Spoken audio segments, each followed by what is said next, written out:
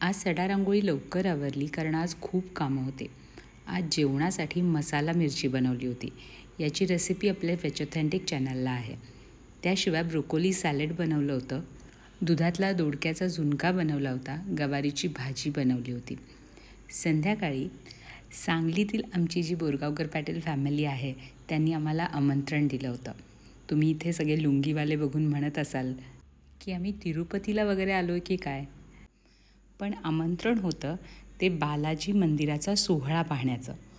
खूप सुंदर मूर्ती होती आणि त्याशिवाय इथलं इंटिरियर जबरदस्त झालं होतं.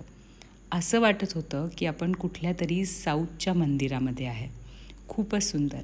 आणि या निमित्ताने आम्ही बोरगावकर पाटील फॅमिली पुन्हा एकत्र आलो. तुम्हाला हे मंदिर पूर्ण पाहायला आवडेल का? मला कमेंट बॉक्समध्ये नक्की सांगा.